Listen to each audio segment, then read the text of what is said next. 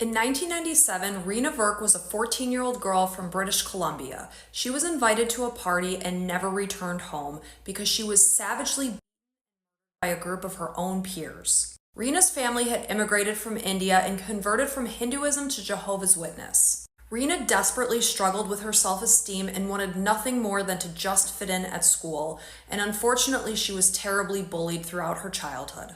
One day she met a group of kids that she considered the cool kids. They were allowed to have more freedom, stay out late, smoking and drinking. And Reena ended up spending time in the foster system after she falsely accused her father of abuse. It was her belief that life within the system would be better than being under the rules of her parents. And her mom and dad just hoped and prayed that this was just a phase that would ultimately pass. This is Nicole Cook, and she was basically everything that Reena envied. And one day Nicole left her phone book at Reena's house, and Reena made the decision to call a group of boys listed inside. She spread a bunch of nasty rumors about Nicole. She told them that her boobs were fake, her eyebrows were fake, and she had AIDS. And of course, when Nicole discovered what Reena had done, she was furious. And this was when she devised a plan of revenge. Her friend invited Reena to a gathering at the Shoreline School on November 14th, 1997. The group ended up under the Craig Flower Bridge. This was when Nicole confronted Reena and actually put her cigarette out on Reena's head. And suddenly there were about 8 kids swarming around Reena, attacking her. The attack lasted about a minute, and Reena was left laying at the shoreline of the water, bleeding and crying. At this point in time, most of the group dispersed and many ran away. Nobody stepped in to see if Reena was okay. Reena managed to stand up and stagger over the bridge on her way home, but tragically, she would never make it home. 16-year-old Warren Glowatowski and 15-year-old Kelly Ellard followed Reena over the bridge, and they continued to assault her until she was unconscious. At this point in time, they each grabbed an ankle and dragged Reena to the water.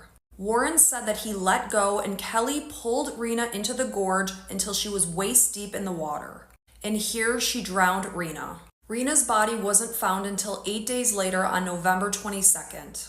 Her ultimate cause of death was drowning, but the severity of her head wounds were atrocious, and she likely would have died anyway had she not been drowned.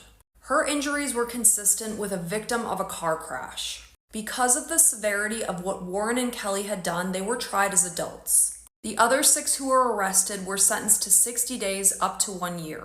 Warren and Kelly were convicted of second-degree murder and sentenced to life in prison with the possibility of parole after 7 years. In June of 2007, Warren met privately with Reena's parents and apologized for his actions and her death, and in an extraordinary act of forgiveness, they did accept his apology. He was granted full parole in 2010.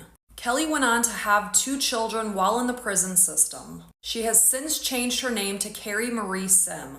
According to parole documents, she's currently living in a community-based residential facility, and her parole was extended for another 6 months. The community was stunned with the fact that 8 teenagers could be involved in such a vicious act, most of them being girls. Reena Virk was a young teenage girl just in going to school like a regular person, and she was bullied for her weight, the typical things like she just wasn't the like A-list celebrity popular student girl. These girls like came together and basically took her under this bridge and started fighting with her. They ended up killing her. And I'm saying they because it's a little bit unclear who ended up being the person who like emmed her. That became a whole big thing recently because recently there was a show that came out about the case, her story, and we're just like finding out a bunch of things that we didn't know before. They basically all got away with it and they're like living fine. So I think that's like what's striking a lot of rage in people now because they're like finding these people on Facebook who like emmed her.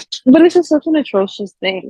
And that's why the show is called Under the Bridge, because that's where the atrocity happened. Guilty, not guilty. What's it called? Mistrial. That's what we said last. So mistrial. What are you doing? What are you giving? What's your overall thoughts on the case? Judge Tati. You're on mute, Pookie butt. Okay. You're on mute. So given the details of the case, they came down to the fact that They wind up trying two of the kids out of the group because those two, when Rena ran away after she was jumped by them, two students actually pulled her back, and they were the ones that like officially emmed her.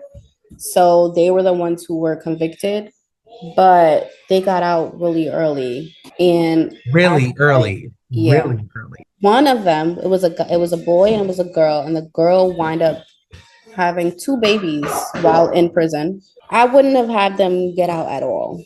Doesn't matter that they were kids. You at that age, they know right from wrong. You don't just end somebody for no reason. I From the video that you sent, I think it was said that Rena actually exposed, like not exposed, but made up some rumor that it was this girl that she was kind of jealous of, or was just like a popular girl maybe, and she spread rumors about her that she had. Yeah, that's allegedly, yeah, what happened, yeah. I just wanted to get a little bit more clarity on the case because it started out like everything was happening to Rena, correct? Like it started out with her Yes. just being bullied and everybody just being mean to her, because I thought the video said it was the other way around. If I'm not mistaken. It's hard to know because it's a lot of hearsay. Like some people said that Rena was the one who was like being mean to the like they Rena said was that the she mean was girl. kind of like making herself the outcast.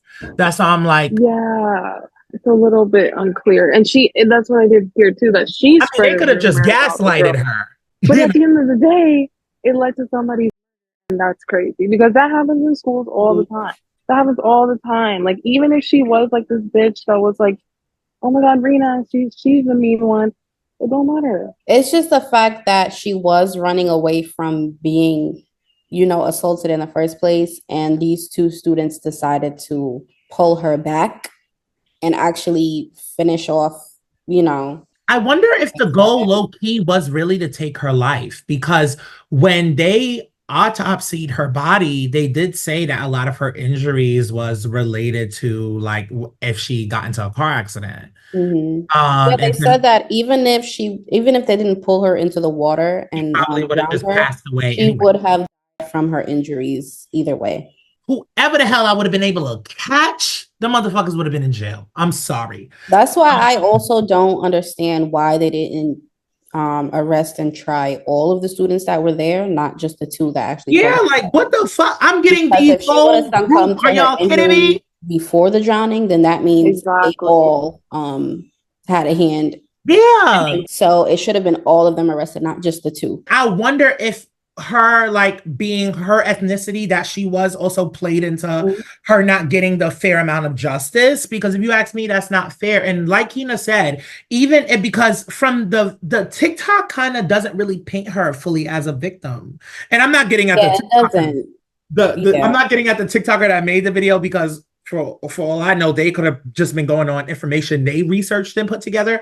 But the TikTok video wasn't even painting Rena as a victim. It was almost kind of like a cause and effect that they like she kind of put herself in that. Yeah. But like Kina said, even if she was this big old bitch, and you don't even know if she's just getting gaslighted. You know what I mean? Like we don't know that. They could have gaslit the entire situation to make it seem like they were ever so justified, even though they damn sure weren't. Even if she was a problem, like to not talk to her anymore. Like that would be the kid thing to do, not there's a psychopath in that little group of theirs, or they all are, or something's going on because this girl is being a problem. We need to delete her.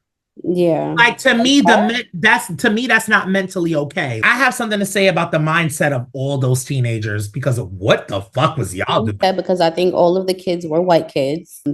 And then a lot of the time, kids understand that they cannot go to prison for life if they commit a crime. Like you can sentence a child to life, but they could still potentially get out when they're 18 or when they're 21. Like one of them, I think they were sentenced to life, eligible for parole after 7 years. So maybe after 7 years, she was maybe 18 or 21. A lot of kids understand that they cannot go to prison for life since they're minors. I hate to have to do this. I know we're annoying, but Law and Order did a similar episode. They did. They did. There was this girl. She was a popular girl, and she was M'd. And later on in the episode, after further investigation and just like evidence and like what was left on the girl's body, they found out that the girl's own posse actually M'd her. Like her own like little group, like of friends. Yeah. And there was a lot of people who didn't really care about her life being She was taken a away bully. because she was a bully. She was a mean bitch. She was mean to She was everyone. a mean So bitch. nobody really felt bad. Bad. Everything could have just been straight if y'all just would have not talked to her or avoided her or, you know, told the teacher. And I don't condone bullying in any aspect, but I would have rather y'all just surface level fucking bullied her than just like, you know, like to me, it But was. that's the thing with people with antisocial personality disorder and the herd mentality. That's how M's are done in groups, because this one person, you know, is a sociopath or whatever it may be. And then they are like, yo, let's do this because we hate her. And then they just tag on. And who want to bet that it wasn't the two people that stayed? No.